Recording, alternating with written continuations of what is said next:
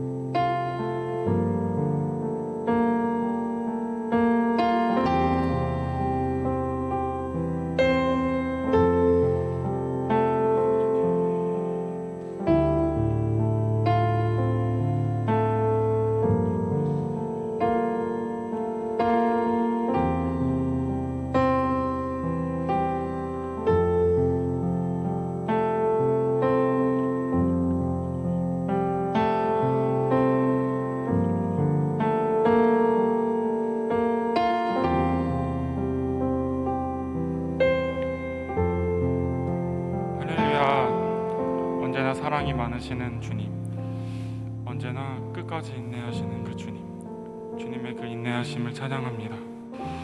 우리는 한없이 끝없이 죄 속에서 살아가지만 하나님은 끝까지 우리를 인내하시고 우리를 사랑으로 품으시는 그 주님을 찬양합니다. 주님, 우리가 주님 앞에 나아갑니다. 지금 이 시간 주님 앞에 나아갈 때에 우리의 마음을 정결케 하시고 성령님 나의 마음을 내주하셔서 온전히 주님만을 찬양하고 온전히 주님만을 노래하는 귀한 시간 되게 하여 주십시오. 성령님, 이 예배 시간에 한 사람 한 사람의 각 마음 가운데 주님 만져주시고 다듬어 주셔서 온전히 주님이 원하시는 그 말씀 가운데 쫓아 살아갈 수 있도록 주님 도와주시고 인도하여 주시옵소서. 하나님, 이 모든 예배 주님께 온전히 맡겨드립니다. 감사합니다. 귀하신 예수님의 이름으로 기도드렸습니다. 아멘. 제가 이번 한 주를 살아가면서 저의 모습들을 좀 많이 돌아보게 됐던 것 같아요. 그 중에 제가 이제 코로나다 보니까 밖을 잘 못 나가고 그러다 보니까 가족이랑 많은 시간들을 보내요. 그러면서 가족한테 했던 태도들, 그리고 저에게 이제 여자친구가 있는데 여자친구 은희에게 행했던 모습들, 그리고 하나님께 나아가는 이 자세들이 내 안에 참 부족함이 많다, 내 안에 죄가 참 많음을 고백했던 것 같아요.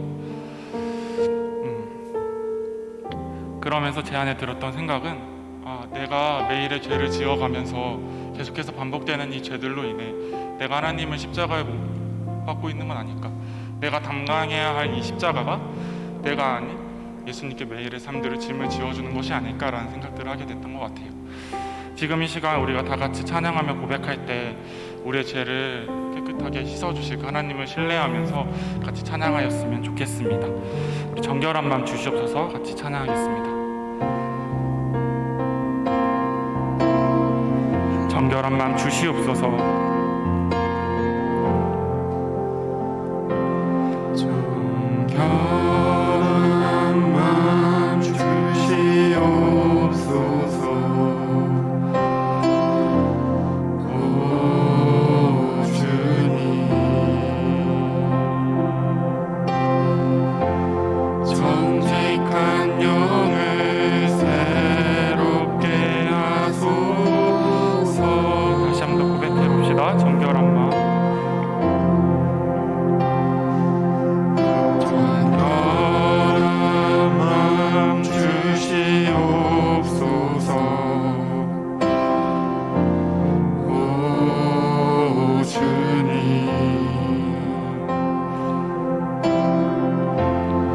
정직한 영을 새롭게 하소서. 다시 한 번 더 정결한 마음,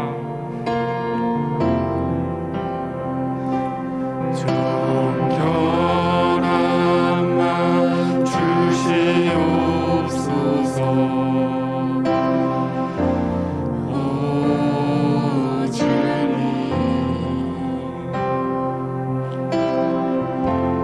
정직한 영을 새롭게 하소서.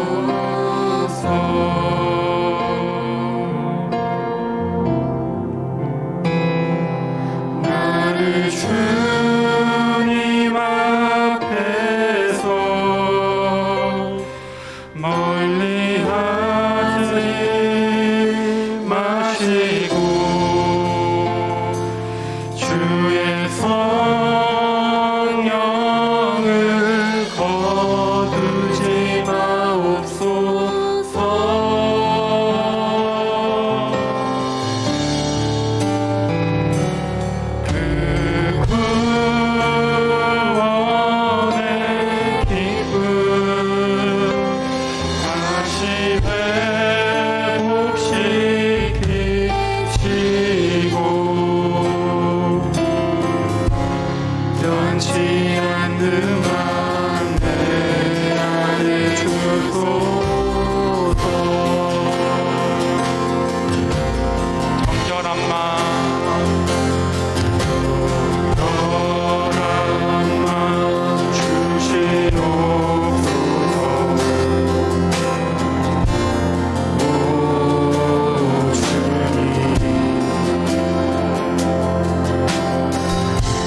정직한 영을 새롭게 하소서.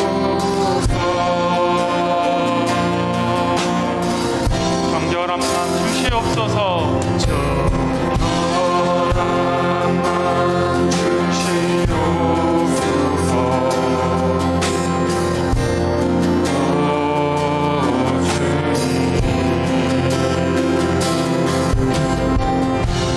정직한 영을 새롭게 하소서.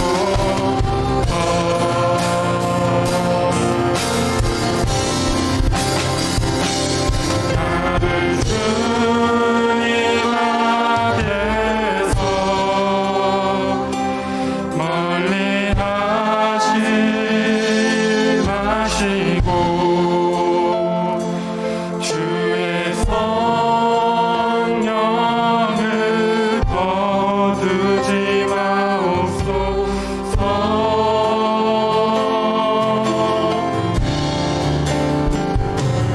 그 구원의 기쁨 다시 회복시키시고 아멘. 변치 않는 마음 내 안에 주소. 나를 주님 앞에 나를 주님 앞에서 멀리 하지 마시고 주의 성령을 거두지 마옵소서. 구원의 기쁨 다시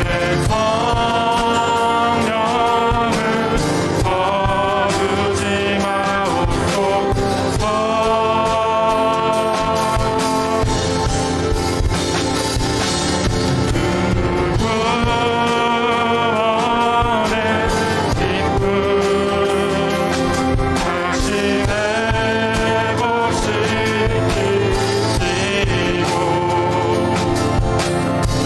변치 않는 마음 내 안에 주소. 나를 주님 앞에서 나를 주님 앞에서 멀리 하지 마시고 주의 성령을 거두지 마옵소서. 아멘. 그 구원의 기쁨 다시 회복시키시고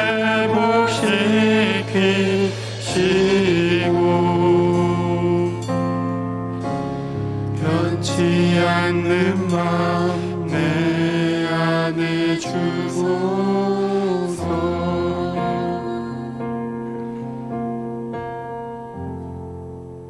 하나님이 우리 죄를 깨끗하게 씻어주십니다. 우리 그 하나님의 신실하신 그 은혜를 우리 다 같이 기쁨으로 찬양합시다.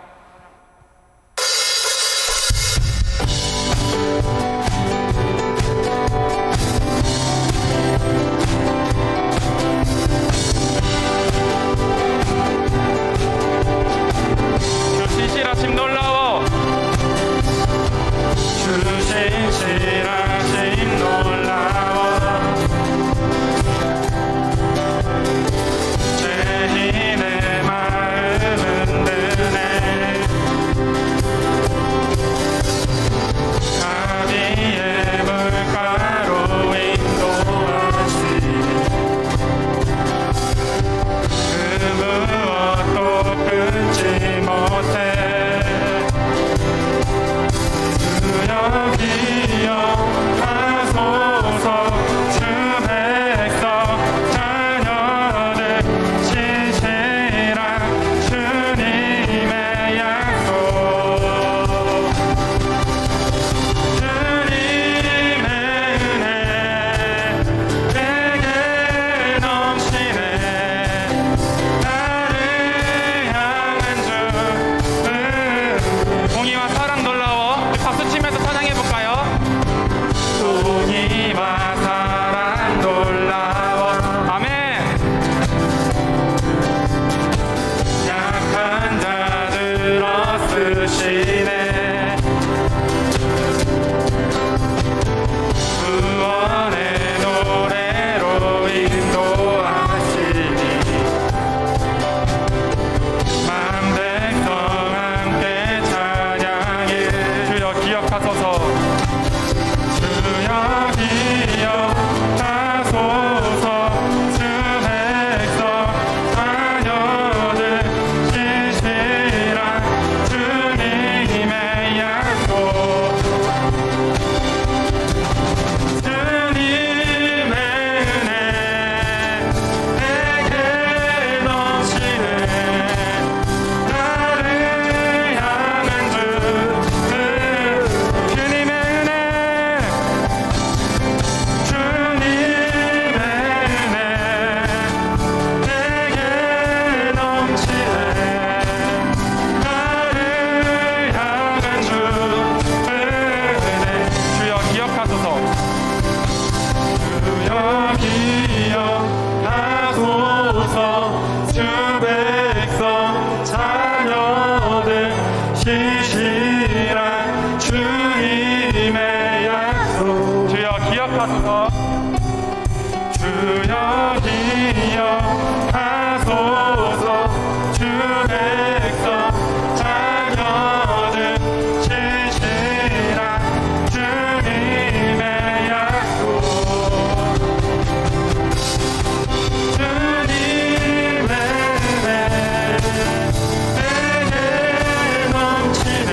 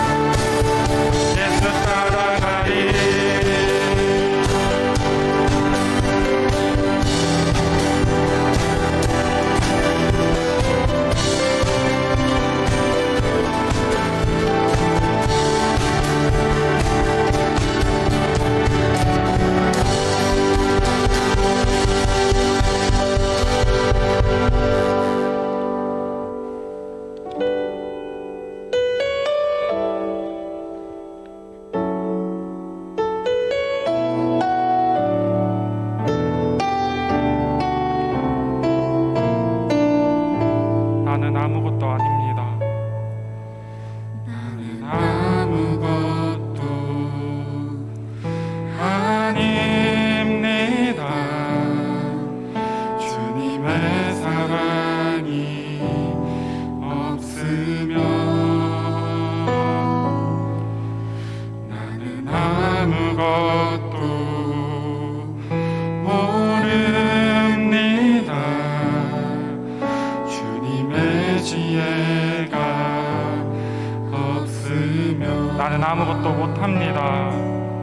나는 아무것도 못합니다. 주님의 능력이 없으면 나는 한순간도 못 삽니다. 주님의 생명이 없으면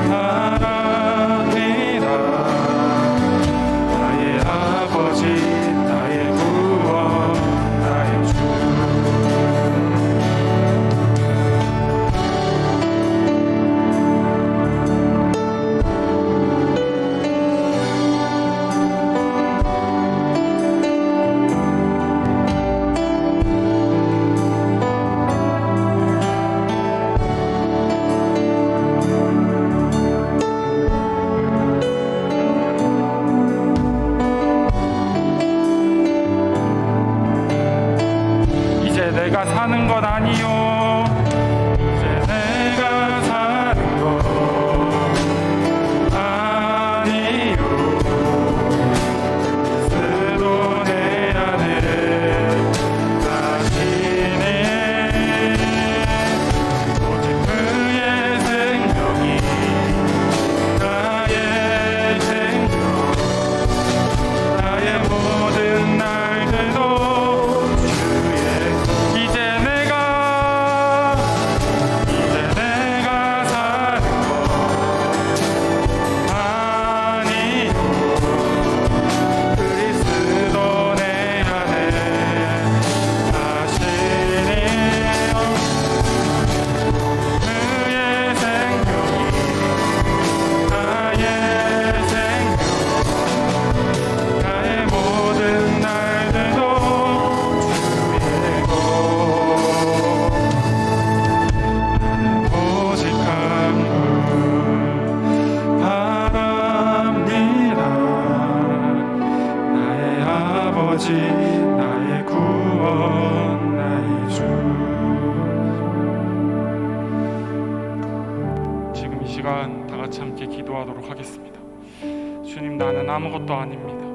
주님 없이는 아무것도 할 수 없습니다. 늘 매일의 죄 반복되는 그 삶 속에 살아가는 저입니다. 주님, 내가 매일의 삶 속에서 나의 죄를 정직하게 고백할 수 있는 내가 될 수 있도록 주님 도와주십시오. 그리고 성령님, 주님 나의 마음을 꽉 붙잡아 주십시오. 주님이 아니면 나는 너무나도 흔들리고 너무나도 불안한 상태에 있습니다. 주님, 나를 매일의 삶 속에서 그 의로운 오른손으로 나를 붙잡아 주셔서 매일의 삶 속에서 온전히 주님만을 찬양하며 노래하는 그런 삶을 살아갈 수 있게 해달라고, 또 이 예배 가운데 나의 죄됨을 고백하도록 하겠습니다. 기도하겠습니다.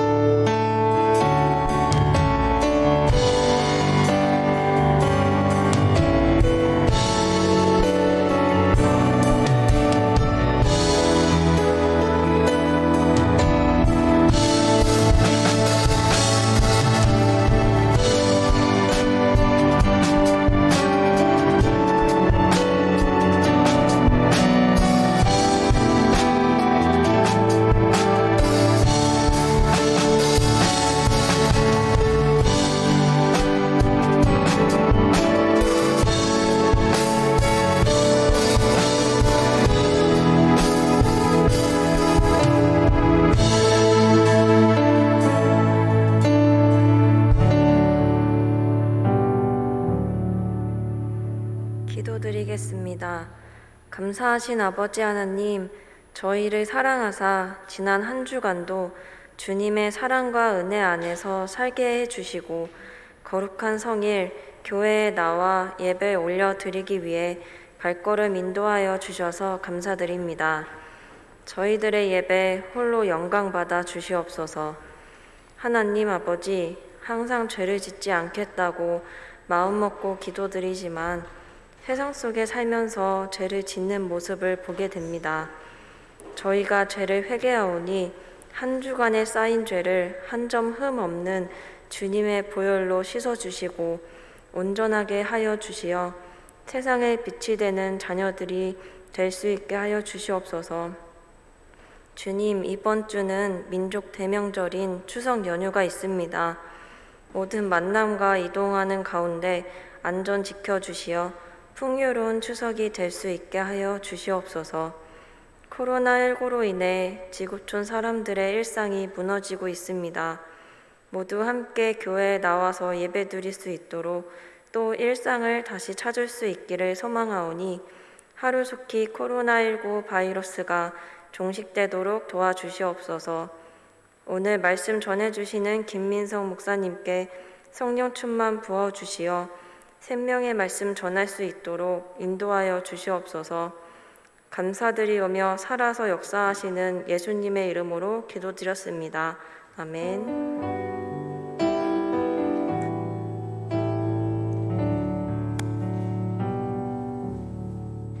샬롬, 비수청 광고 시작하겠습니다. 예배 시간 안내입니다. 주일 오후 1시 30분입니다. 2021년 청년부 표어입니다. 러브 인사이드 사랑 안에 거하라. 주제 말씀 다 같이 읽어보겠습니다. 시작. 하나님이 우리를 사랑하시는 사랑을 우리가 알고 믿었노니 하나님은 사랑이시라. 사랑 안에 거하는 자는 하나님 안에 거하고 하나님도 그의 안에 거하시느니라. 요한일서 4장 16절 말씀. 아멘. 청년부 유튜브 구독해주시고 인스타 팔로우 해주세요. 헌금하실 때 청년부 땡땡땡 이름을 적어주세요.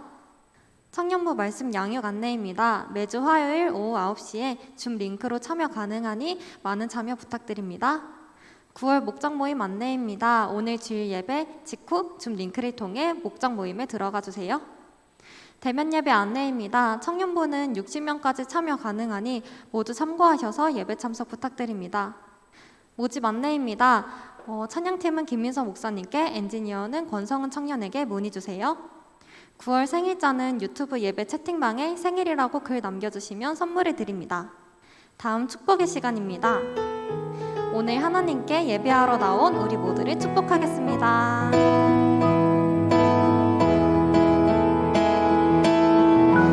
하나님의 사랑이 당신의 삶 가운데 가득하기를 축복합니다.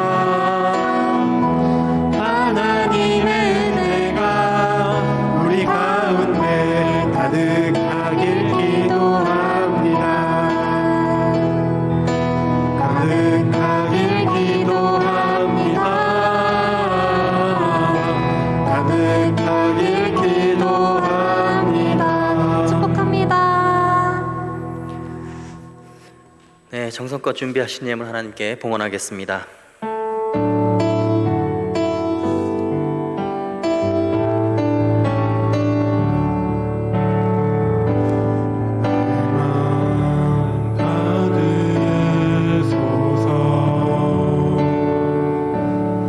오셔서 주님의 처소 삼으소서. 나의 전부이신 주여 내 마음을 받아주소서. 거룩하신 하나님 아버지, 세상을 창조하시고 우리를 이 땅에 태어나게 하셔서 예수 그리스도의 십자가 보혈로 말미암아 구원 얻은 하나님의 자녀 삼아 주셔서 감사합니다. 우리가 구원받고 영생을 얻은 것은 우리의 공로와 우리의 의로움 때문이 아니며 오직 주님의 은혜로 말미암아 된 것임을 이 시간 고백합니다. 그 위대한 은혜에 감사하는 마음으로 이 시간 주님의 보좌 앞으로 나아갑니다. 우리의 있는 모습 그대로를 받아주시고 우리의 연약함과 추악함을 주님의 보혈로 정결하게 새롭게 하여 주옵소서. 민족의 명절을 맞이하여 온 가족이 함께 기쁨을 누릴 수 있는 은혜 내려주심에 감사를 드립니다. 온 마음과 뜻을 다하여 주님을 사랑하고 우리의 가족과 이웃들을 내 몸처럼 사랑할 수 있는 믿음의 자녀들 다 되게 하여 주옵소서. 베풀어 주신 은혜에 감사하여 작은 예물 구별하여 드립니다. 드리는 손길 위에 축복하시고 예물들이 쓰이는 곳마다 주님의 은혜와 사랑이 흘러넘치게 하여 주옵소서. 청년부를 위해 섬기는 손길들과 보이지 않는 곳에서 수고하고 애쓰는 임원들, 목자들, 찬양팀원들, 방송실과 음향으로 섬기는 손길들 위해 주님이 주시는 은혜와 축복이 넘치는 역사가 있게 하여 주옵소서. 감사하며 살아계신 우리 주 예수 그리스도의 이름으로 기도하옵나이다. 아멘.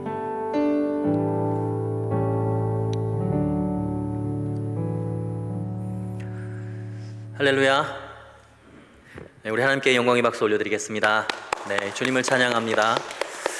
네, 이 시간 온라인으로 예배하고 있는 모든 청년들에게도 우리 환영과 축복의 박수를 보내도록 하겠습니다. 네, 축복합니다.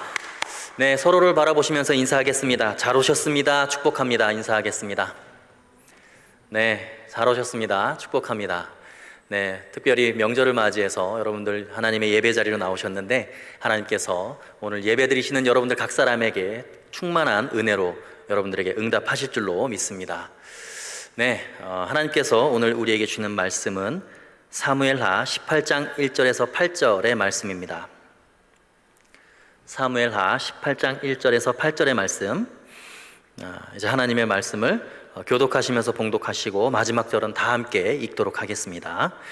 이에 다윗이 그와 함께한 백성을 찾아가서 천부장과 백부장을 그들 위에 세우고 다윗이 그의 백성을 내보낼세 3분의 1은 요압의 휘하에 3분의 1은 수르야의 아들 요압의 동생 아비새의 휘하에 넘기고 3분의 1은 가드 사람 이때의 휘하에 넘기고 왕이 백성에게 이르되 나도 반드시 너희와 함께 나가리라 하니 백성들이 이르되 왕은 나가지 마소서 우리가 도망할지라도 그들은 우리에게 마음을 쓰지 아니할 터이요 우리가 절반이나 죽을지라도 우리에게 마음을 쓰지 아니할 터이라 왕은 우리 만명보다 중하시오니 왕은 성읍에 계시다가 우리를 도우심이 좋으니이다 하니라.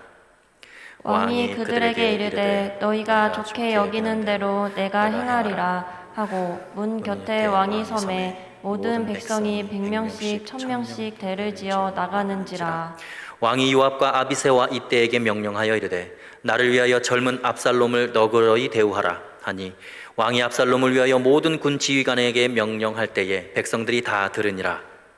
이에 백성이 이스라엘을 치러 들로 나가서 에브라임 수풀에 싸우더니 거기서 이스라엘 백성이 다윗의 부하들에게 패하매 그날 그곳에서 전사자가 많아 2만 명에 이르렀고 함께 읽습니다. 그 땅에서 사면으로 퍼져 싸웠으므로 그날의 수풀에서 죽은 자가 칼에 죽은 자보다 많았더라. 아멘. 오늘 말씀의 제목은 위기의 현장에서 승리하는 비결이라는 제목입니다. 지난주에 이어서 계속해서 이 다윗의 아들 압살롬이 반역을 일으켜서 그 아버지 다윗의 목숨을 위협하고 결국은 다윗 왕이 예루살렘 성을 등지고 피난길에 오르고 도망가는 그 위기의 상황에 놓인 이 다윗의 삶을 통하여 하나님께서 우리에게 어떠한 말씀을 하고자 하시는지 함께 나누어 보도록 하겠습니다. 다윗의 위기의 상황, 그 고난의 현장에서 어떻게 하나님의 도우심으로 회복하고 승리할 수 있었는지, 세르비아 출신의 기독교인 부모에게서 태어난 니콜라스 제임스 닉 부이치치라고 하는 사람이 있습니다. 여러분들도 아주 잘 아실 것입니다. 이분의 이야기는 사실 너무나 많이 알려져 있죠. 처음 그가 태어났을 때 그의 부모는 아기의 모습을 보고 충격을 받았습니다. 팔과 다리가 없는 상태로 아이가 태어난 거예요. 아이가 자라면서 학교를 다니면서 심한 따돌림을 당하고 심각한 우울증에 시달렸습니다. 8살이 되던 해부터 자살을 결심했습니다. 그리고 하나님께 팔과 다리가 생기게 해달라고 그 어린 소년이 간절하게 기도하기 시작했죠. 그러던 어느 날 그의 어머니가 지체장애를 오히려 자신의 삶의 희망의 요소로 받아들인 다른 한 남자의 기사를 이 닉부이치치 어린 소년에게 보여주었을 때 그가 그 기사를 접하고 그의 마음이 변하기 시작합니다. 더 이상 자신의 모습을 바라보지 않고 하나님을 바라보게 된 것이죠. 자신과 같은 형편에 놓인 사람들과 장애로 삶을 포기하고 절망하려고 하는 수많은 사람들에게 희망을 주면서 살아가고 싶다는 이 마음이 그의 마음에 가득해진 거예요. 그래서 믿음으로 결단을 하게 됩니다. 그리고 훌륭한 부모님의 격려와 응원을 받아서 잘 성장하게 되죠. 때로는 혹독한 훈련과 운동의 훈육을 받으면서 훌륭한 그리스도인으로 성장하게 됩니다. 사실 이분은 거의 못하는 것이 없습니다. 윈드서핑, 악기 연주, 21살의 나이에 재무설계학과와 또 회계학을 복수 전공을 해서 대학을 졸업했습니다. 그리고 훌륭한 연설가 그리고 설교자가 됩니다. 장애와 편견과 차별 때문에 어려움을 가진 이들에게 복음을 전하고 희망과 소망으로 열려진 세계를 보여주며 세계적으로 위대한 일을 행하면서 살게 됩니다. 어쩌면 우리 인생에서 정말 실패했다, 이제는 정말 죽음뿐이다, 이제 끝이다 라고 생각하지만 그 시점이 하나님 앞에서 자기 자신을 새로운 모습으로 만들어내는 위대한 순간이 될 수도 있다는 것입니다. 세상에 새로운 삶의 모델을 제시해 줄 수 있는 그런 기회가 될 수도 있다는 것이죠. 여러분, 그리스도인들은 어떤 실패 속에서도 결코 좌절하지 않습니다. 하나님은 살아계시고 우리를 새롭게 하실 수 있는 능력이 바로 그분께 있기 때문입니다. 오늘 본문에 나오는 다윗, 자신의 아들인 압살롬이 반역을 일으켜서 이제 죽임을 당할 위협에 놓여 있습니다. 자신의 아들 압살롬이 반란군을 이끌고 예루살렘 성까지 쳐들어왔어요. 한때는 가장 위대하고 강력한 통일 왕국을 만들었던 이 다윗 왕이 아들에게 쫓겨서 요단강을 건너고 또 기드론 시내를 건너서 광야길로 몇 안 되는 초라한 군사들을 데리고 울며 통곡하며 한참을 쫓겨가게 됩니다. 근데 놀랍게도 오늘 본문에서 다윗은 이 피난의 여정 가운데서도 그 위기의 현장 속에서도 이 반란군과의 전투에서 승리하기 위해 자기 자신을 겸비하고 백성들과 군사들을 다시 일으켜 세워서 결국은 승리를 거두게 됩니다. 다윗의 그 승리는 인류 역사상 어마어마하게 중요한 의미가 담긴 아주 중요한 승리의 모델을 우리에게 제시해주고 있습니다. 여러분, 우리가 어떻게 절망의 상황과 패망의 상황 속에서도 위대한 승리의 모델이 될 수 있을까요? 어두운 현실 속에서 어떻게 하면 새로운 희망의 세계를 창조하는 그런 위대한 청년들이 다 될 수 있을까요? 오늘 다윗이 그 비밀을 우리에게 알려주고 있습니다. 첫 번째 그 비결은 바로 조직의 승리였습니다. 다윗의 조직은 희망의 조직이었어요.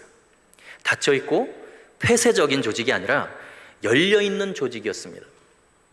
여러분, 승리의 가장 기본적인 요소 중에 하나는 이 질서 속에, 공동체의 질서 속에 조직이 아주 잘 갖추어져 있지 않으면 승리는 불가능합니다. 다윗은 희망이 가득한 새로운 조직을 지금 만들어 놓고 있는 거예요. 그 내용이 오늘 본문의 1절과 2절의 내용입니다. 우리 한번 읽어보도록 하겠습니다. 시작. 이에 다윗이 그와 함께한 백성을 찾아가서 천부장과 백부장을 그들 위에 세우고 다윗이 그의 백성을 내보낼세 3분의 1은 요압의 휘하에 3분의 1은 수루야의 아들 요압의 동생 아비새의 휘하에 넘기고 3분의 1은 가드 사람 이때의 휘하에 넘기고 왕이 백성에게 이르되 나도 반드시 너희와 함께 나가리라 하니. 자, 지금 다윗이 만들려고 하는 이 조직은 다윗이 강력한 왕권을 가지고 있을 때의 통일 왕국 시대의 그 조직과는 차원이 다른 조직입니다. 지금 백성들의 조직을 세 개의 그룹으로 나누었다고 이야기하죠. 첫 번째 그룹을 요압 장군의 휘하에 두었다고 이야기합니다. 그리고 두 번째 그룹을 아비새 장군의 휘하에 두었다고 이야기하죠. 그런데 마지막 이 세 번째 백성의 그룹을 누구 휘하에 두었다고요? 바로 가드 사람 이때의 휘하에 넘겼다라고 기록을 하고 있습니다. 여러분, 이때라고 하는 사람은 지금 다윗이 피난을 할 때 끝까지 따라온 이방인입니다. 다윗이 그렇게 말렸는데도 불구하고 너는 이방 나그네인데 나와 함께 고난을 받을 필요가 뭐가 있냐? 너는 그냥 예루살렘 성에 남아서 너의 새로운 왕인 압살롬 왕을 섬겨라 라고 이때를 끝까지 설득했지만 이때는 다윗에게 목숨을 걸고 충성하기로 다짐했기 때문에 다윗을 끝까지 그 피난길에도 따라오게 됩니다. 여러분, 이때가 누구일까요? 이때가 어떤 사람일까요? 가드 사람이라고 기록이 되어 있는데, 여러분, 가드의 아주 유명한 사람이 성경에 나옵니다. 가드 출신의 유명한 장수 누가 있어요? 골리앗이라고 여러분 들어보셨죠? 네, 골리앗의 땅이 바로 이 가드 땅이에요. 이때는 예전에 이 자기 부하 600명을 이끌고 다윗이 가드 땅에 숨어 들어가게 됩니다. 사울 왕에게 죽임을 당한 바로 그 위기 속에서 사울 왕을 피해서 블레셋 땅에 숨어 들어가게 되죠. 그때 이때를 만나서 그 다윗의 모습, 다윗의 신앙과 그 다윗의 아주 충직하고 성실한 모습, 정직한 그 리더의 모습에 반해서 다윗에게 목숨을 걸겠다고, 다윗에게 충성을 다하겠다고 다짐했던 그런 사람이었습니다. 결국은 이때에게 백성 3분의 1을 떼어서 총사령관으로 임명을 합니다. 여러분, 사실 다윗과 이 골리앗의 관계가 어떤 관계입니까? 원수의 관계예요. 그렇죠? 골리앗이 누구에게 죽임을 당했어요? 다윗에게 죽임을 당했습니다. 그러니까 다윗과 가드 땅, 다윗과 골리앗은요 철천지 원수입니다. 그 원수의 땅 출신이 바로 이 이때라는 거예요. 그럼에도 불구하고 이 이때를 바로 이스라엘 백성의 총사령관으로 삼았다는 것입니다. 우리가 읽었던 2절 앞부분에 등장하는 요압, 아비새 이런 장군들은 여러분 이미 검증된 장수들입니다. 백전노장이에요. 당할 사람이 없습니다. 그런데 이 세 번째 백성 그룹의 총사령관인 이때는 이스라엘과 철천지 원수 관계였다는 것이죠. 다윗은 놀랍게도 이 이스라엘 백성과 그리고 자기와 철천지 원수 관계에 있던 이때를 총사령관으로 임명을 합니다. 여러분, 왜 그랬을까요? 다윗이 지금 아주 고통스러운 순간을 겪어가면서 이 고난 속에서 새로운 인간 간의 가치를 깨달은 거예요. 새로운 세계를 경험한 것입니다. 그것이 뭐냐면 인간관계에 있어서 전혀 다른 차원의 해석이 가능하다는 것을 깨닫게 된 거예요. 사실 오늘 본문은 아니지만 사무엘하 16장 17장에 보면 암몬 사람 나하스의 아들 소비 같은 경우에 다윗 왕이 절망하고 있을 때 하나님으로부터 저주받았던 이방 민족인 암몬족 속의 소비가 다윗의 편인 것을 깨닫게 해준 거예요. 더 놀라운 것은 예전에 사울 왕가와 다윗 왕가의 이 끝까지 전쟁 중인 상황에서 사울 왕가의 출신이고 원수였던 마길이라고 하는 사람이 다윗의 신앙과 그 인격에 감동해서 진심을 다해서 다윗을 도와주는 것을 경험하게 돼요. 원수가 가장 귀한 친구이고 돕는 자라는 것을 다윗은 고난 속에서 깨닫게 된 겁니다. 그러면서 다윗의 생각의 이 가치관이 완전히 변해버린 거예요. 자기가 다스리는 나라, 자기가 관계하고 규정하고 있는 인간관계의 영역과 개념이 완전히 달라진 거예요. 다윗은 고난을 겪으면서 다른 차원의 동료의식이 생겨난 거예요. 인간을 바라보는 시각이 달라진 거예요. 그러니까 가드 사람 이때는 블레셋 사람이고 이스라엘과는 철천지의 원수지간이지만 공동체를 위해 충성을 다하고 진리를 따르는 사람이기 때문에 이스라엘 백성의 3분의 1을 그의 휘하에 둔다라는 것입니다. 여러분, 지금 다윗은요, 이 조직 개편에 있어서 어마어마한 충격적인 일을 하고 있는 거예요. 그 전까지는 여러분, 이렇게 이방인이고 이스라엘과 원수였던 사람을 총사령관으로 임명할 수가 없었어요. 유대 사회에서는 여러분, 이방인을 총사령관으로 세운다? 있을 수 없는 일입니다. 불가능한 일이에요. 근데 성경은 지금 그것을 기록하고 있다는 거예요.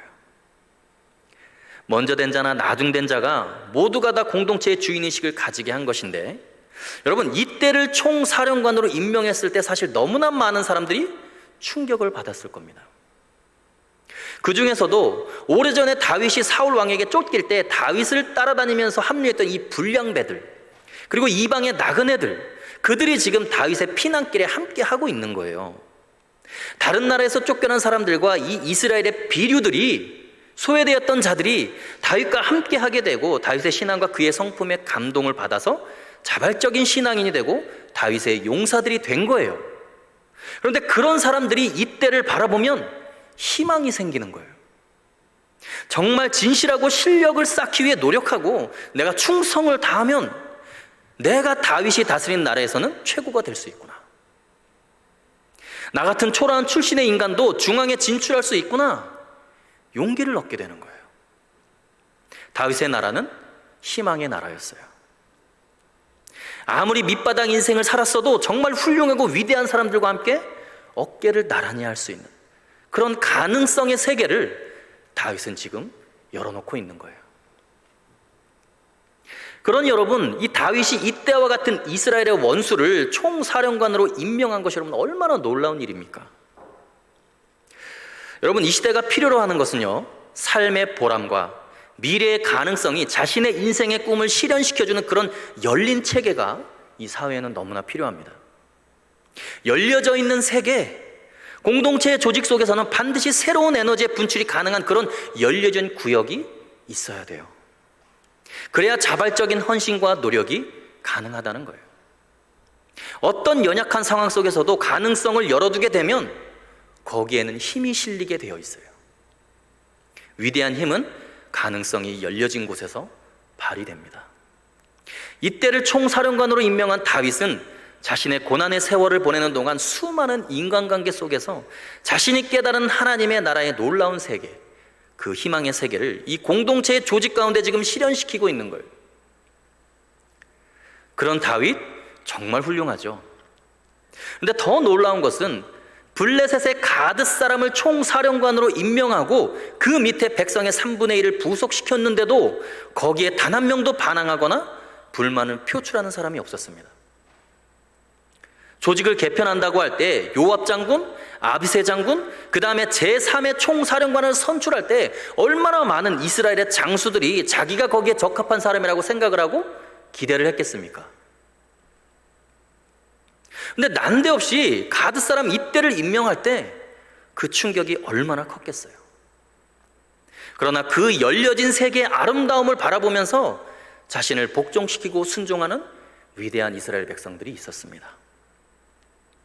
여러분, 다윗도 위대하지만 자신들의 전통과 전혀 다른 이스라엘의 문화와 관습과는 너무나 다른 새로운 조직의 시스템 앞에서 복종하고 그 희망의 세계를 함께 열어가는 다윗의 백성들 더 훌륭합니다.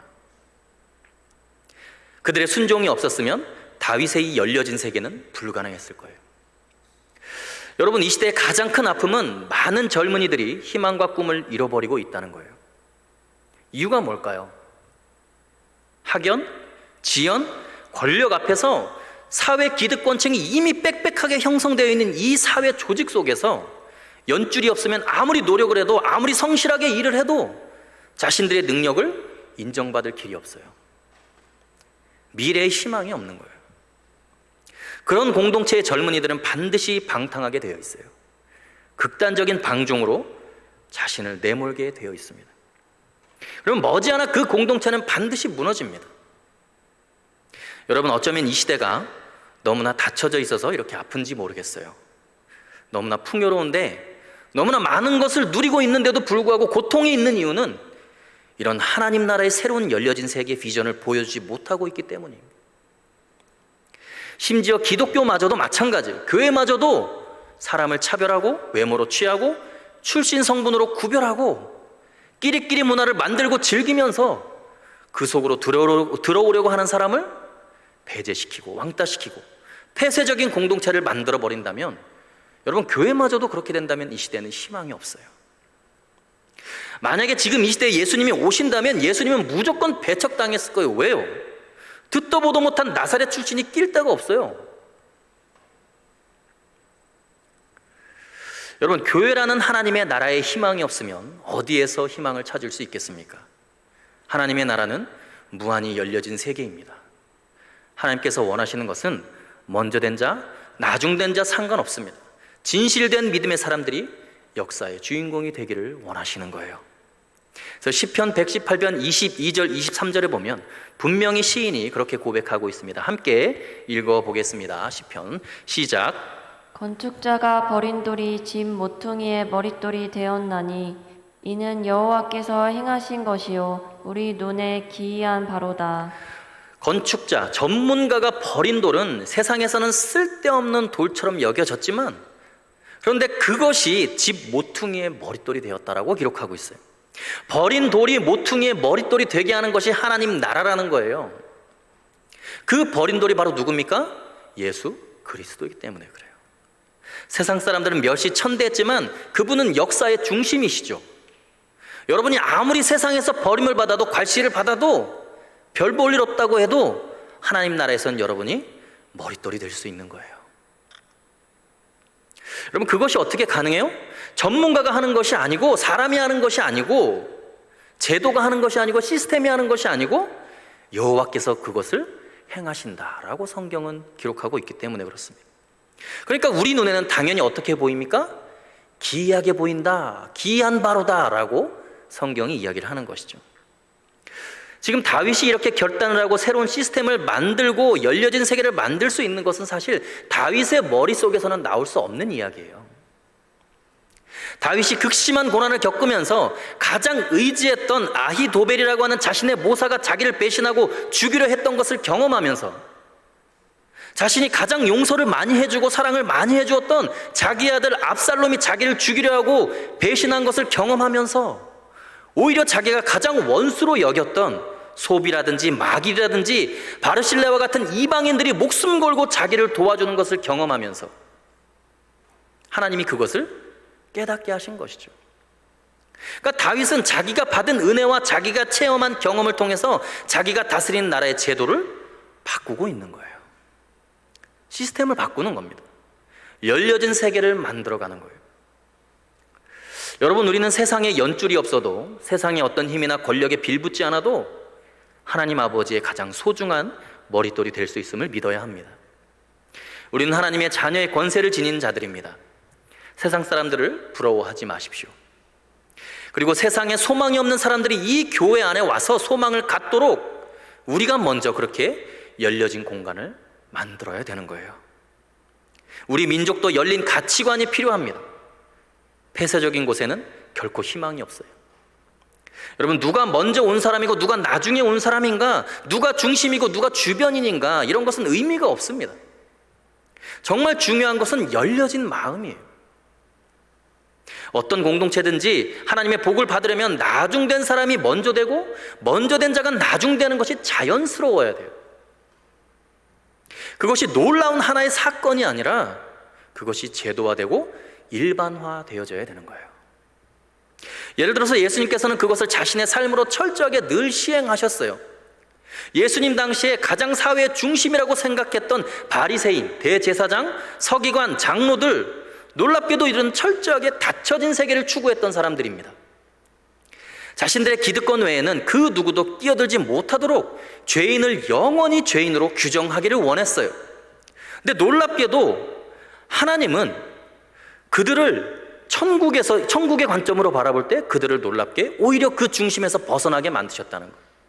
세리와 창녀와 죄인들이 그 사회의 중심이 되는 것, 그것이 주님께서 바라셨던 사회였다는 거예요. 그들은 너무나 예수님의 입장에서 볼 때 하나님 나라의 열려진 세계에 적합하지 않은 존재들이었어요. 만약에 그들이 하나님 나라에 들어오기 위해서는 그들의 가치관이 부서지고 깨져야만 됐어요. 그렇게 해서 들어올 수 있었던 사람이 바로 바리새인 중에 바리새인 청년 사울이었죠. 바울이었어요.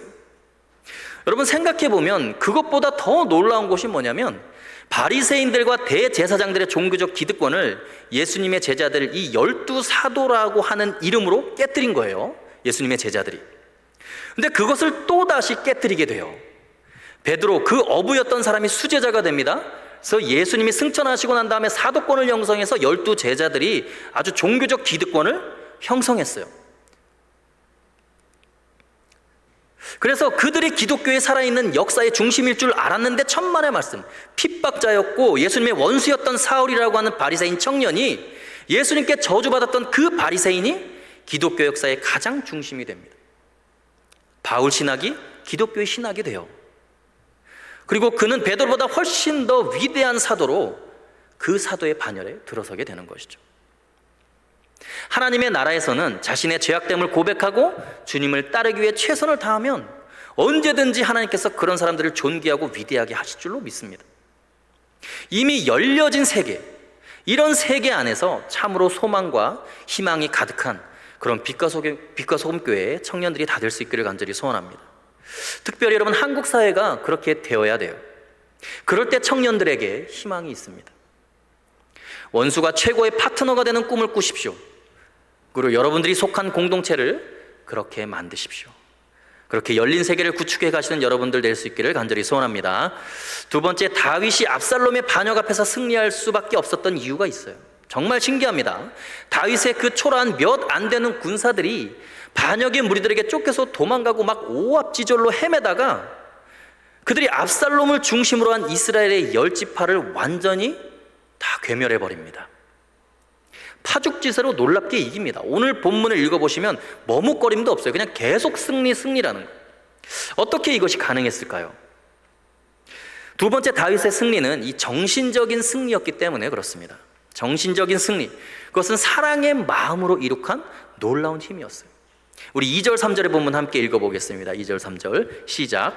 다윗이 그의 백성을 내보낼새 3분의 1은 요압의 휘하에 3분의 1은 수루야의 아들 요압의 동생 아비새의 휘하에 넘기고 3분의 1은 가드 사람 이때의 휘하에 넘기고 왕이 백성에게 이르되 나도 반드시 너희와 함께 나가리라 하니 백성들이 이르되 왕은 나가지 마소서 우리가 도망할지라도 그들은 우리에게 마음을 쓰지 아니할 터이요 우리가 절반이나 죽을지라도 우리에게 마음을 쓰지 아니할 터이라. 왕은 우리 만명보다 중하시오니 왕은 성읍에서 계시다가 우리를 도우심이 좋으니이다 하니라. 여러분, 다윗 왕은 이 위기의 순간에 가장 먼저 본인이 앞서 나가겠다라고 이야기를 합니다. 근데 백성들은 오히려 말리죠. 왜냐하면 우리의 절반이 죽어도 저들은 관심이 없을 것입니다. 저들은 왕만 죽이려고 할 것입니다. 그렇기 때문에 왕은 이 성을 지키십시오. 왕의 생명은 우리의 10,000명의 생명보다 귀합니다. 여러분, 이것이 얼마나 아름다운 공동체의 모습입니까? 자신들의 지도자를, 리더를 자기들의 생명의 10,000명보다 귀하게 여기면서 우리가 다 죽을지라도 당신만은 살아야 합니다. 이런 사랑의 마음, 자신의 목숨을 건 헌신을 여러분 생각해 보십시오. 여러분, 이들이 지금 얼마나 강력한 결속력을 유지하고 있겠습니까? 지금 백성들과 함께 고난을 당하는 이 다윗 왕에게는요, 여러분, 정말 눈물 나는 이야기예요. 이후에도 다윗은 모든 전쟁에서 자신의 부하들만 사지로 먼저 내몰지 않고 자기가 직접 그 현장 가운데로 앞서 나갑니다. 그런데 백성은 끝까지 다윗을 만류합니다. 왕은 백성을 사랑하고 백성은 왕을 존경하고 자기들의 생명보다 서로를 귀히 여겼습니다. 여러분, 이런 공동체, 이런 나라, 이런 민족은요, 난공불락입니다. 누구도 무너뜨릴 수 없어요. 마귀가 뚫고 들어올 수 없는 사랑의 결집력이 바로 여기에 있는 거예요. 가정도 마찬가지고 직장도 마찬가지고 교회도 마찬가지입니다. 미국이 이라크와 1차 전쟁에서 승리를 한 후에 ABC 방송에서 이 이라크와의 전쟁에서 승리를 거둔 미군의 총사령관과 대담을 하는 프로그램을 진행을 합니다. 그때 진행자였던 이 바바라 월터스가 이라크를 무찌른 총사령관에게, 미국 총사령관에게 이런 질문을 합니다. 미국인들은 당신을 폭풍의 장군이라고 하는데 당신은 어떻게 자신을 생각하십니까? 사령관이 대답하기를, 아닙니다. 저는 그저 가슴이 따뜻한 남자입니다. 라고 대답을 했어요. 그리고 이 바바라 월터스 진행자가 이런 질문을 다시 합니다. 오늘날 미국의 가장 큰 적이 무엇이라고 생각하십니까? 그랬더니 이 사람이 이렇게 대답을 해요. 그것은 이라크와 같은 외부의 적이 아닙니다. 지금 미국에서 눈물 없는 남자들이 많아지고 있다는 것이 미국의 가장 큰 적입니다. 여러분, 공동체의 와해는요, 외부적인 충격으로 무너지는 게 아니에요. 눈물이 가득한 마음이 있는 그런 남자들이 없으면, 눈물로 섬기는 리더와 백성들이 없으면 그 공동체는 가장 큰 위기를 직면하게 되어 있어요. 눈물이 없으니까 가정을 쉽게 포기하는 거예요. 눈물이 없으니까 쉽게 직장을 떠나는 거예요. 눈물이 없으니까 민족을 너무나 쉽게 배반하는 거예요. 여러분, 정말 가장 위대하고 강력한 결속력은 사랑입니다. 사랑은 죽음보다 강합니다. 세상에 죽음처럼 강한 힘이 어디 있습니까? 죽기를 각오하고 달려들면 누가 이기겠어요? 근데 그 죽음보다 강한 것이 바로 사랑이죠. 공동체가 사랑으로 결집되면 거기에는 강력한 힘이 발휘됩니다. 프랭클린이 이런 말을 했습니다. 배부른 것이 모든 악의 어머니이다. 사람들이 서로를 향한 따뜻한 마음을 잃어버리고 자신의 배만 채우려고 하면 반드시 그 공동체는 재난을 겪게 되어 있어요. 지금 우리 사회가 위기를 겪는 이유가 뭘까요, 여러분? 이 코로나19 때문일까요? 코로나19와 같은 외부의 충격에 의해서 사회가 무너지는 게 아니라니까요. 자기 배만 채우려고 하는 사람들이 많아지고 그 배를 채우기 위해서 행하는 방법과 수단의 그 정도와 수준이 도를 넘어서고 있기 때문이에요. 고난을 당하는 사람을 위해서 눈물이 없습니다. 따뜻함을 잃어버렸어요. 경제계, 정치계, 종교계 모든 리더들이 눈물을 잃어버렸어요. 자신의 직권을 이용해서 물질에 대한 욕망을 채우기에 바쁘고 명예욕과 성욕 채우는데 모든 에너지를 다 쏟아붓습니다. 희생해야 하는 자리에 있음에도 불구하고 자기 것 챙기기에 바빠요. 탐심만 가득한 세상이 되어버렸어요. 남편을 평가하는 것도, 아내를 평가하는 것도, 자식을 평가하는 것도, 부모를 평가하는 것도 얼마나 성공하느냐이지, 그 사람의 아픔과 처절함을 이해해주는 사람들이 점점 사라지고 있습니다. 그러니 공동체가 무너지는 거죠.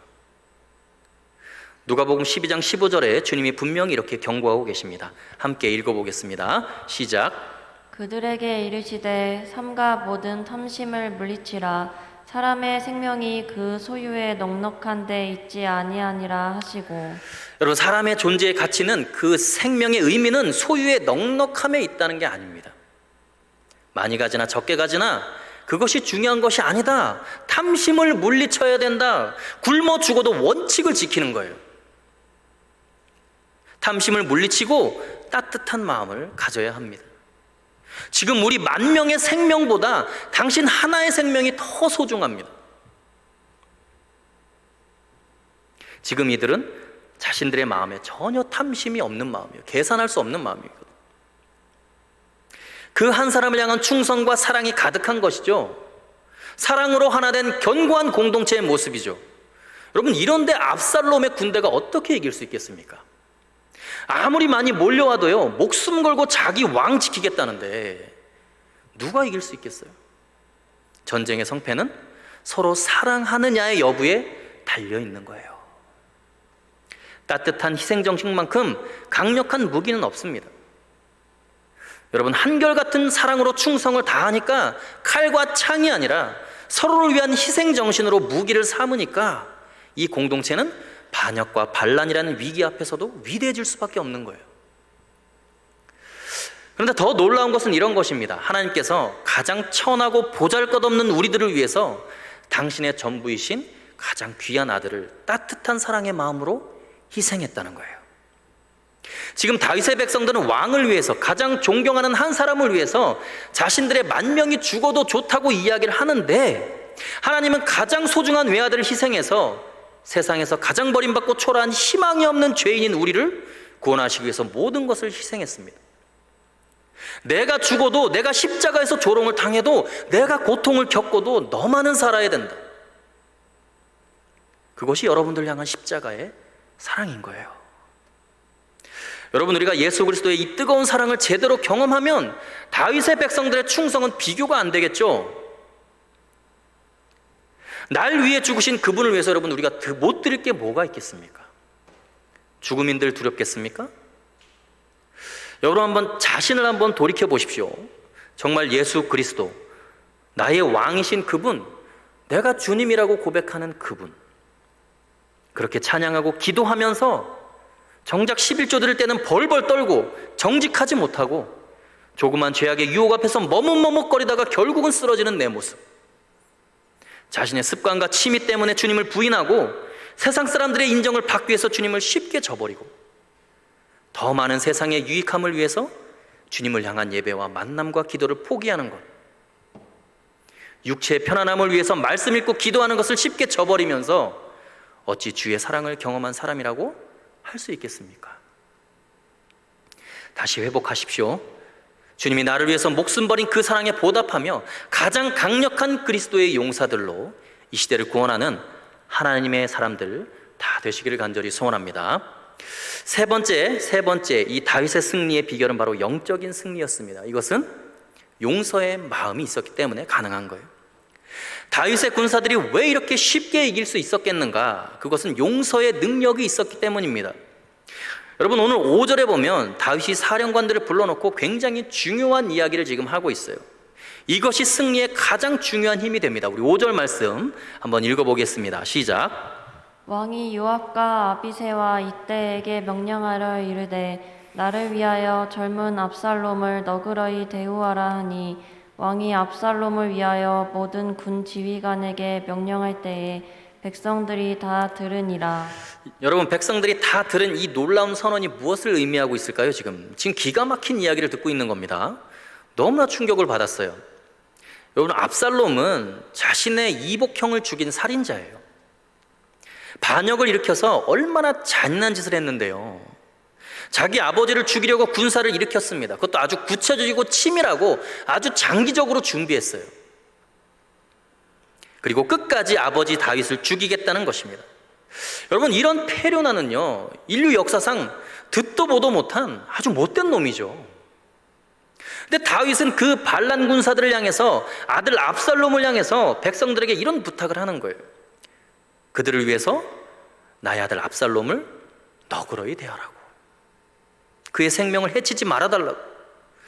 여러분, 지금 이 이야기를 들은 백성들의 마음은 충격 그 이상입니다. 너무 놀랐어요.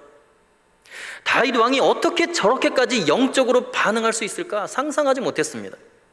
아무리 믿음이 좋아도, 아무리 신앙이 좋아도 지금 상황이 이 지경인데, 아니 지금 회복이 되어서 왕권을 다시 찾은 다음에 용서를 하는 것이 아니에요. 모든 것을 정상으로 돌려놓은 후에, 무력으로 제압한 후에, 안정권에 도달한 후에 용서를 선언하는 것이 아니라 몰살당할 위기에 놓여있고 압살롬의 군대가 훨씬 더 우세한 입장이고 지금 자신의 아들이 자기를 잔인무도하게 제거하려고 하는 그 자리에서, 아직 회복이 안 된 그 희생과 절망의 자리에서 이미 용서하고 있는 거예요. 여러분, 백성들은요, 다윗의 이 영성의 깊이 앞에서 완전히 압도당하는 거예요. 죽음의 순간 앞에서 이미 영적인 풍요로움을 다윗은 지금 누리고 있는 거예요. 도저히 용서할 수 없는 상황에서 용서를 선언하고 있는 것이죠. 그러면서 백성들에게 당부를 합니다. 너희들도 용서하는 사람이 되고 너그러운 사람이 되고, 지금 너희와 싸워야 되는 이 사람들이 너희의 동족이 아니냐, 그러니 너그러이 대하고 용서해라. 여러분, 자기가 피해자이면서 억울한 일을 당하면서 너그러울 수 있는 것, 용서를 선언할 수 있는 것, 이것은 전쟁에서의 그 어떤 전술보다도 훨씬 더 위대한 승리의 요소입니다. 정신적인 우열보다 훨씬 더 위대한 거예요. 왜냐하면 역사를 움직이시는 주권과 결정권이 하나님께 있기 때문에 하나님의 마음에 합한 사람이 되는 것만큼 위대한 승리의 비결이 없다는 거예요. 하나님은 높이시기도 하고 낮추시기도 하십니다. 우리를 죽이시기도 하고 살리시기도 하십니다. 결코 전투력만의 문제가 아닙니다. 하나님 마음에 딱 합한 사람이 되면 이미 승리한 거나 마찬가지라는 거예요. 여러분, 생각해 보십시오. 이미 원수를 용서하는 그 영성의 깊이를 온 백성이 다 듣고 있고 하나님도 듣고 계십니다. 지독한 고난을 당하면서도 끝까지 하나님의 마음을 다윗은 품고 있는 거예요. 용서로, 사랑으로 반응하기로 결단했어요. 정치적인 반응이 아닙니다. 사랑의 반응이었어요. 반역자 압살롬을 인간적으로 미워하는 것이 아니라 그 물리적인 현상과 사건 속에서 악이 시행되어지고 있는 것을 보면서 영적인 죄의 세력을 용서와 사랑으로 증명해내고 있는 거예요. 여러분, 아무리 생각해도, 아무리 보고 또 봐도, 이건 표면적으로 볼 때 이 반역의 무리들과의 전쟁은 이건 영적인 전투가 아니에요. 너무나 지저분하고 추악하고 더러운 인간의 탐욕으로 인한 전쟁입니다. 그 죄악된 인간의 전쟁을 놀라운 영적인 전쟁으로 다윗은 바꾸고 있는 거예요. 용서와 평화의 세계, 하나님의 마음을 느끼는 거룩한 전쟁으로 바꾸어 놓고 있는 거예요. 그러니 여러분, 이 전쟁에서 다윗이 질 수가 있겠습니까? 어떻게 하나님이 개입을 안 하실 수 있겠어요? 인간들의 전쟁이 아니라 하나님의 전쟁으로 바뀌어진 거예요. 여러분, 진정한 용서의 능력은 영적인 힘이 아니면 불가능해요. 다윗은 지금 하나님의 마음의 직통으로 연결되어 있습니다. 하나님의 영에 사로잡히지 않으면 절대 불가능할 일을 지금 다윗은 행하고 있는 거예요. 아버지를 죽이려고 달려드는 그 아들 압살롬, 그럼에도 불구하고 그런 페류나를 어떻게 해서든지 용서하고 살리려는 아버지 다윗의 마음, 전쟁의 성패는 이미 결정된 거예요.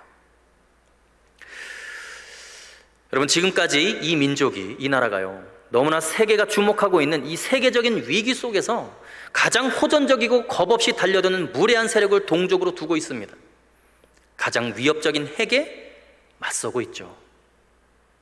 정말 3대째 걸쳐 독재가 진행되고 있는, 있을 수 없는, 전 세계가 지켜보고 있는 그런 하나님을 대적하고 있는 세력과의 끊임없이 우리는 대치하고 있어요. 싸우고 있습니다. 며칠 전에도 동해상으로 또 탄두미사일을 발사했죠. 거침없는 무력 도발이 끊이지 않고 있어요. 그러나 여러분, 우리가 처한 이 상황은 전 세계에 굉장히 중요한 메시지를 새롭게 줄 수 있는 위대한 전투가 될 수도 있습니다. 그리스도인들이, 우리 민족이 어떻게 반응하느냐가 전 세계의 희망이 될 수도 있고 비극이 될 수도 있어요. 여러분, 전쟁은 물리력으로 이기는 것이 아니에요. 정신력이고 영적인 힘입니다. 우위에 있어야 돼요. 너그러운 마음이 있어야 돼요. 가장 강력한 하나님의 도우심이 개입되는 전투가 되게 해야 합니다. 그것이 바로 용서입니다.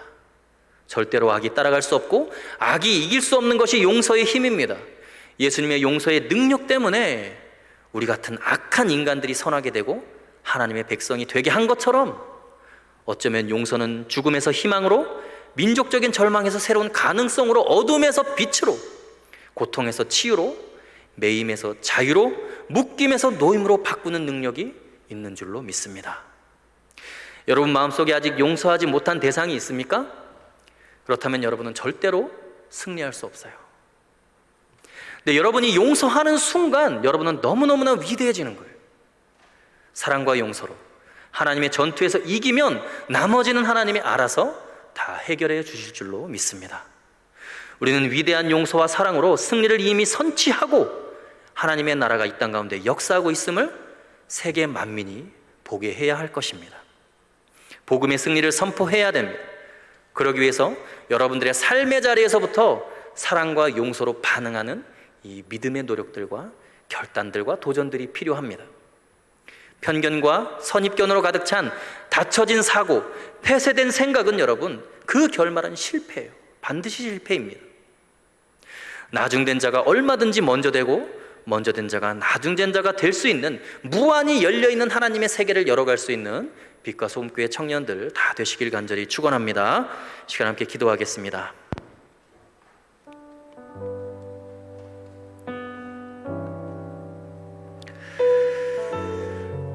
시간 함께 기도하실 때 그렇게 기도했으면 좋겠습니다. 살아계신 하나님 아버지, 하나님 이 시대가 너무나 아파하는 것은 어쩌면 너무나 닫혀져 있고 너무나 폐쇄적이고, 하나님 서로가 서로를 믿지 못하고 서로가 서로를 신뢰하지 못하고 사랑하지 못하고 용서하는 그런 닫혀진 세계가 되었기 때문에 너무나 힘들고 고통스러운 사회가 된 것일 수도 있습니다. 하나님, 이런 사회 가운데서 우리가 그리스도인으로서 주님께서 원하시고 하나님께서 바라시는 열려진 공동체, 누구나 나중된 자가 먼저 될 수 있는 그런 복음적인 공동체 될 수 있도록 하나님 우리를 사용하여 주옵소서. 하나님, 먼저 우리 교회가 그런 교회가 되기를 원합니다. 하나님, 우리 청년부가 그런 청년부가 되기를 원합니다. 하나님, 그 어떤 초라한 사람이 와서 이곳에서 중심이 되어지고 하나님께 가장 사랑받는 하나님의 자녀가 될 수 있는, 복음의 힘으로 얼마든지 그것이 가능한 그런 공동체 될 수 있도록 아버지 역사하여 주옵소서. 먼저 된 자가 나중 될 수 있고 나중된 자가 먼저 되어질 수 있는 그런 열려진 공동체 되게 하여 주옵소서. 하나님 아버지, 사랑과 용서의 힘으로 이 공동체가 더욱더 견고한 공동체 될 수 있도록 하나님 역사하시고 인도하여 주옵소서. 그러기 위해서 우리의 삶의 자리 가운데서 하나님 용서로 반응하고 사랑으로 반응할 수 있는 믿음의 청년들 되게 해달라고 자기 자신을 주님 손에 올려드리며 함께 합심하여 기도하며 나갑시다. 살아계신 아버지 하나님, 역사하시고 인도하여 주옵소서. 하나님, 우리는 너무나 부족하고 연약한 존재이기에 하나님, 나의 원수된 자, 나를 괴롭게 하고 하나님 나를 죽음으로 내모는 그런 원수를 사랑할 수 없음을 아버지 이 시간 고백하며 나갑니다. 하나님, 성령으로 함께 해주시고 하나님 하늘의 능력을 부어주셔서 하나님께서 원하시는 다윗과 같은 사람 되게 하여 주시고 당대한 믿음으로 이 세상을 변화시키고 예수 그리스도의 그 십자가의 사랑만으로 하나님 복음으로 이 시대를 변화시켜가는 위대한 청년들 되게 하여 주옵소서. 하나님, 먼저 우리 청년부가 그런 공동체 되기를 원합니다. 하나님, 용서로 반응하게 하시고 사랑으로 반응하게 하여 주옵소서. 하나님, 세상과 똑같은 반응을 하는 것이 아니라 하나님, 세상은 우리에게 돌을 던지고 우리를 미워하고 시기할지라도 하나님, 우리는 예수 그리스도의 보혈로 말미암아 새로워지며 그 새로운 믿음 가지고 용서와 사랑으로 이 땅을 변화시키는 위대한 청년부 되게 하여 주옵소서. 위대한 인생들 되게 하여 주옵소서. 용서로 반응하며 사랑으로 반응하는 위대한 그리스도인들 다 되게 하여 주옵소서.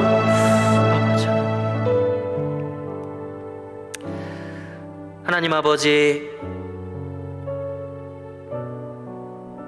코로나19로 인하여 서로가 서로를 믿지 못하고 하나님 서로가 서로를 너무나 멀리하였으며 또한 서로를 신뢰하지 못한 이런 사회적인 분위기 속에서 하나님, 그 무엇보다도 다른 사람을 사랑하고 내 이웃을 내 몸처럼 사랑하며 용서하며 반응할 수 있는 청년들 되게 하여 주옵소서. 그리하여서 하나님을 몸과 마음을 다하여 뜻을 다하여 사랑하는 청년들 되게 하시고 또한 우리 주변에 우리 친구들, 가족들, 하나님 우리 이웃들을 나의 몸처럼 사랑할 수 있는 우리 위대한 청년들 다 되게 하여 주옵소서.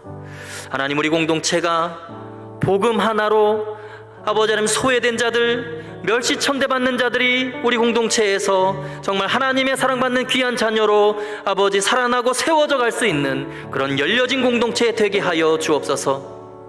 하나님 아버지, 그런 공동체로서 하나님께 영광 돌리기를 원합니다.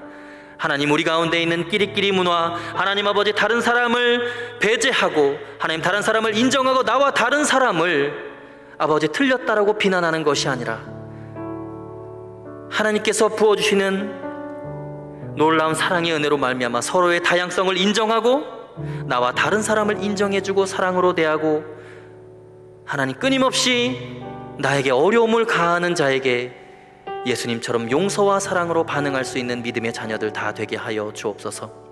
그리하여서 믿음으로 하나님께 영광 돌리며 사랑으로 하나님께 영광 돌릴 수 있는 그런 청년들 다 될 수 있도록 아버지 인도하여 주옵소서.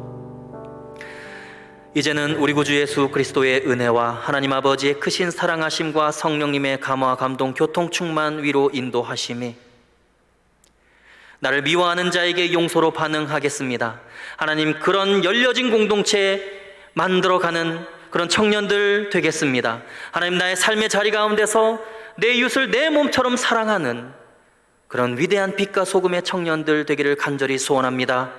믿음으로 다짐하며 삶의 현장으로 나아가는 사랑하는 빛과 소금교회 모든 청년들 머리 위에 이제로부터 영원까지 함께 하시기를 간절히 축원하옵나이다. 아멘.